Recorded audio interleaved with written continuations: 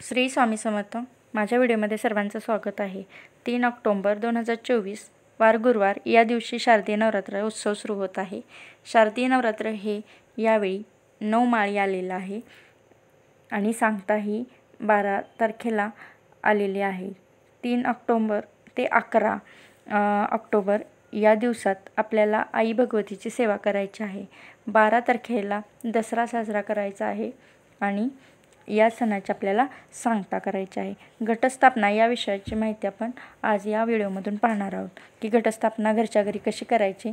आपल्या आपल्या पद्धतीने घटस्थापना आपण करत असतो, पण घटस्थापना करताना आपण कोणते मंत्र स्तोत्र बोलणार आहोत हे आज आपण या व्हिडिओमधून पाहणार आहोत. व्हिडिओ संपूर्ण पहा म्हणजे तुम्हाला सर्व माहिती मिळून जाईल.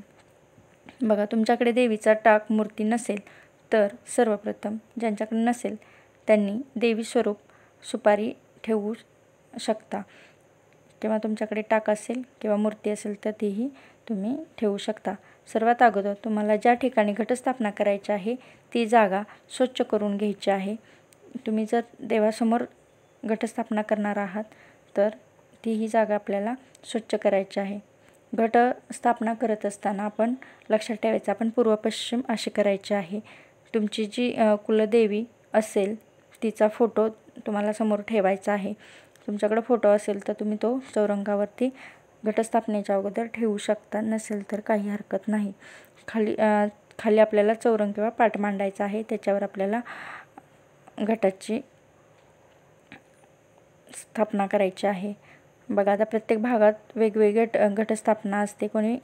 काही ठिकाणी माती ही पत्रावळीवर घेऊन घटस्थापना केली जाते, तर काही ठिकाणी टोकरीमध्ये माती भरून घटस्थापना केली असेल. तुमच्याकडे जी काही ठिकाणी घटावरती डिश ठेवली जाते आणि त्याच्यावर देवीचा टाक ठेवला जातो, तर काही ठिकाणी मंगल कलशाची स्थापना केली जाते आणि टाक आपला बाजूला ठेवला जातो. म्हणजे प्रत्येक ठिकाणी वेगवेगळी अशी पद्धत असते, पण जे मंत्र आहेत, जी पूजा आहे ती सर्व ठिकाणी सारखीच असते. कोणतीही सेवा करण्या अगोदर आपल्याला बघा दीपप्रज्वलन करून घ्यायचं आहे, दिवा लावायचा आहे. आपण आताच जोपर्यंत आपण पूजा करणार आहोत तोपर्यंत दिवा आपल्याला हा साधा लावून घ्यायचा आहे. तुम्हाला जर अखंड दिवा लावायचा असेल त्याबद्दलची माहिती मी तुम्हाला नंतरच्या व्हिडिओमध्ये सांगेन. मग आपल्याला अगोदर साधा दिवा लावून घ्यायचा आहे, त्याची पूजा करायची आहे आणि आपल्याला त्यानंतर गणपतीची स्थापना करायची आहे. जर तुमच्याकडे गणपती बाप्पांची मूर्ती असेल तर त्याची स्थापना तुम्ही करू शकता किंवा सुपारीचीही स्थापना करू शकता.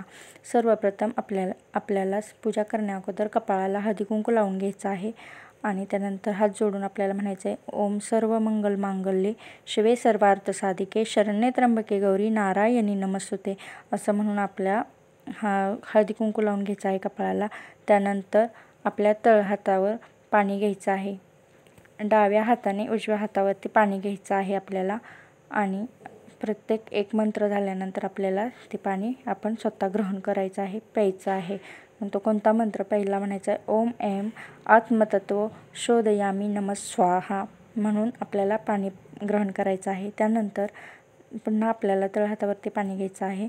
नंतर आपल्याला म्हणायचं आहे, ओम ह्रीं विद्यातत्व शोधयामी नमः स्वाहा. त्यानंतर तिसऱ्यांदा आपल्याला पाणी हातावरती घ्यायचं आहे आणि मंत्र म्हणायचा आहे, ओम क्लीं शिवतत्व शोधयामी नमः स्वाहा. त्यानंतर चौथ्यांदा आपल्याला पाणी हातावरती घ्यायचं आहे आणि आपल्याला मंत्र म्हणायचं आहे, ओम ऐं क्लीं सर्वतत्व शोधयामी नमः स्वाहा. असं 4 वेळा पाणी घ्यायचं आहे आणि आपण ते प्यायचं आहे. त्यानंतर आपण संकल्प सोडणार आहोत. संकल्प कसा सोडायचा हे तुम्हाला माहीत आहे, तरी पण मी पुन्हा एकदा तुम्हाला सांगते.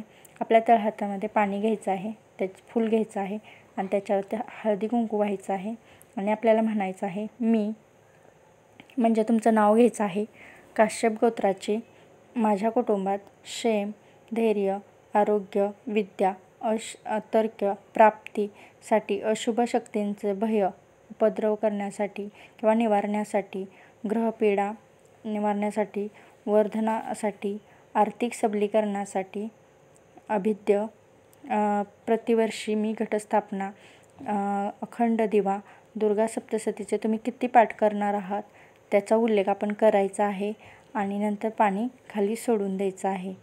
असा संकल्प करायचा आहे. तुम्ही आता दुर्गा सप्तशतीचे किती पाठ करणार आहात ते बोलायचं आहे. बघा आता प्रत्येकजण प्रत्येकाच्या इच्छेनुसार दुर्गा सप्तशतीचे पाठ करत असतं, त्यामुळं आपण त्याप्रमाणे संकल्प सोडायचा आहे. त्यानंतर गणपती बाप्पाच्या मूर्तीची स्थापना करणार आहोत. तर सुपारी किंवा तुमच्याकडे जर मूर्ती असेल तर ती मूर्ती आपल्याला ताम्हनात घ्यायची आहे किंवा सुपारी घ्यायची आहे आणि त्याच्यावरती 108 वेळा पाणी घालत आपल्याला ओम गण गणपती नमः म्हणत अभिषेक करायचा आहे. हे म्हटल्यानंतर आपल्याला मूर्ती किंवा सुपारी स्वच्छ पुसून घ्यायची आहे. तिला हळदी एक जोड पानाचा विडा घ्यायचा आहे. त्याच्यावरती तांदूळ ठेवायचे आहेत, त्याला हळदी कुंकू व्हायचं आहे. त्यानंतर मूर्ती किंवा सुपारी त्याच्यावरती ठेवायची आहे आणि हळद कुंकू अक्षता अर्पण करून धूप दीप ओवाळून त्यांना गुळ खोबऱ्याचा नैवेद्य दाखवायचा आहे. अशी गणपतीची स्थापना करायची आहे आपल्याला. त्यानंतर आपण घटस्थापना करण्या अगोदर आपल्या घरामध्ये कुलदेवतेचा टाक किंवा मूर्ती असेल तर त्यासाठी त्याच्यावरतीही आपल्याला अभिषेक करायचा आहे. जर आपल्याकडं कुलदेवतेचा टाक किंवा मूर्ती असेल त्याच्या अगोदर आपण घटस्थापना करणार, त्याच्या अगोदर आपल्या घरातील आपण देवपूजा करणार आहोत. देवपूजा केल्यानंतर काही ठिकाणी बघा सर्व देवघटी बसवले जातात, तर ही चुकीचं आहे. खरं तर शारदीय नवरात्रामध्ये फक्त आई भगवतीची सेवा आपण करत असतो आणि आई भगवतीच घटी बसलेली असते.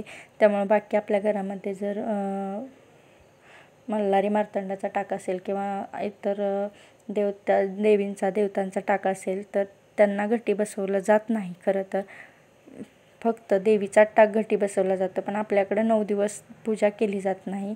त्यांना सर्व देवांना घटी बसवलं जातं. हे चुकीचं आहे खरं तर. पण परंपरा म्हणतात, आमच्याकडे पहिल्यापासून परंपरा आहे की सर्व देव आपण 9 दिवस पूजा केली जात नाही, सर्व देव आपण घटी बसवतात. हे चुकीचं आहे. खरं शारदीय नवरात्रामध्ये देवीच फक्त घटी बसली जाते, त्यामुळे आपण फक्त देवीलाच घटी बसवणार आहोत. जर तुम्हाला पटत असेल तर तुम्ही हे करू शकता. त्यानंतर आपण काय करणार, शारदीय नवरात्रामध्ये आपल्याला देवीचा टाक आपण पूर्ण नवरात्रामध्ये उचलू शकत नाही. त्यामुळे आपल्याला 11 वेळा 16 वेळा आपल्याला श्रीसूक्तमचं पठण करत आपल्याला देवीला पंचामृताने अभिषेक घालायचा आहे. किंवा तुम्हाला जर 16 वेळा श्रीसूक्तम म्हणणे शक्य नसेल, म्हणजे बघा 15 वेळा श्रीसूक्तम म्हणायचं आहे आणि त्यानंतर 16व्या वेळा फलश्रुती म्हणून आपल्याला 16व्या वेळी फक्त फलश्रुती म्हणायची आहे, 15 वेळा फक्त श्रीसूक्तम म्हणायचं आहे. आणि फलश्रुती म्हणत असताना अभिषेक घालायचा नाही, आपल्याला फक्त हात जोडायचे आहेत. जर तुम्हाला हे शक्य नसेल तर आपण नवारण मंत्राचा जप आपण करू शकतो. आपण 108 वेळा नवारण मंत्र म्हणू शकतो.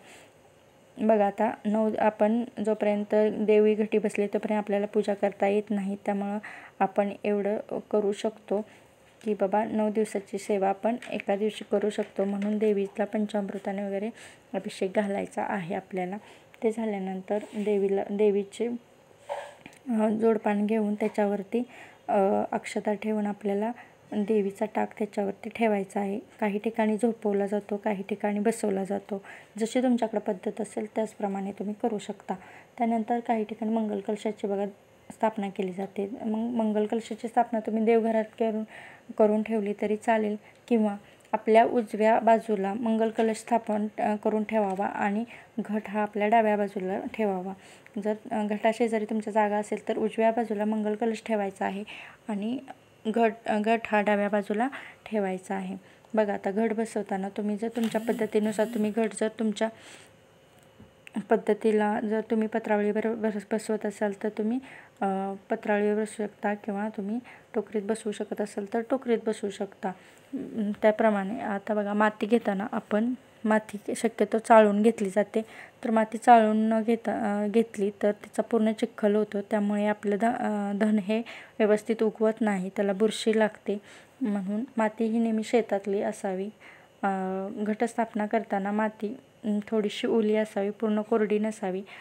धान्य थोडीशी माती खाली टाकायची आहे, त्याच्यावरती धान्य टाकायचं आहे. बघा आता गावाकडं बघा आपल्याला धान्य खूप मिळतं, आपल्या शेतातलं धान्य मिळतं. शेजारी पाजारी आपण एकमेकाला देवाणघेवाण करतो धान्याची. आता शहरात कसं झालेलं आहे, आपल्याला पुडी भेटते, त्या पुडीतलंच आपण धान्य वापरतो. जर तुम्ही गावाकडे राहत असाल तर तुम्हाला सगळं धान्य मिळून जातं आणि तुम्ही ते पेरायचं आहे. त्यानंतर थोडीशी मातीचा थर वरून द्यायचा आहे. थोडीशी ओलसरच माती असावी. हे करत असताना, तुम्ही धान्य पेरत असताना, माती टाकत असताना तुम्हाला नवारण मंत्राचा जप अखंड चालू ठेवायचा आहे. आणि त्यानंतर आपल्याला मधोमध घट ठेवायचा आहे आणि त्याच्यावरती तुम्ही कलश ठेवू शकता किंवा तुमच्याकडे जी पद्धत असेल की बाबा घटावरती ताट ठेवू शकता, अशी तुम्हाला ही पूजा करायची आहे. त्यानंतर त्या घटाला तुम्ही देवीला गजरा किंवा वेणी अर्पण करू शकता. आपल्या घटस्थापनेमध्ये भरपूर जर धन असावं, जर धन भरपूर उगवलं तर वर्षभर आपल्याला धनाची कमी पडत नाही असं म्हणलं जातं.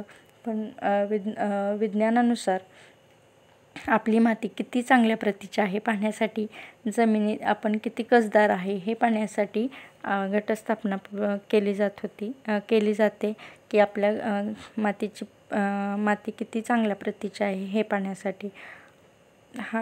काही ठिकाणी हे पूर्वी पाहिलं जायचं आणि त्याचप्रमाणे आपल्याला धन प्राप्त होण्यासाठीही आपण घट बसवला जात असायचा.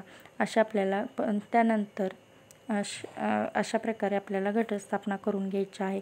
त्यानंतर आपल्याला पंचोपचारी पूजा करायची आहे. घट बसवून झाल्यानंतर त्या घटाची आपल्याला पंचोपचारी पूजा करायची आहे. ते करत असताना आपल्याला बघा, देवी आई भगवतीचे कोणतेही मंत्र येत असतील, अगदी नवारण मंत्र तुम्ही म्हणू शकता, ते म्हणत आपल्याला देवीचे पंचोपचारी हळद कुंकू अक्षता अर्पण करून आपल्याला फूल दीप धूप दाखवून आपल्याला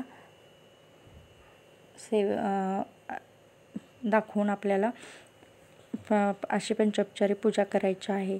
आणि आपली पहिली माळ ही पानांची असते, नागवेलीच्या पानांची. तुम्ही 9 पानांची माळ देवीला अर्पण करू शकता. पहिली माळ ही नागवेलीच्या पानांची आपण अर्पण करत असतो. त्यानंतर देवीला फळाचा कोणताही नैवेद्य दाखवायचा आहे आणि आरती करायची आहे. सर्वप्रथम गणपतीची आरती करायची आहे, त्यानंतर दुर्गेची आरती करायची आहे आणि आपल्याला रोज सकाळ संध्याकाळ आरती करायची आहे. रोज आपण आरती करणार आहोत.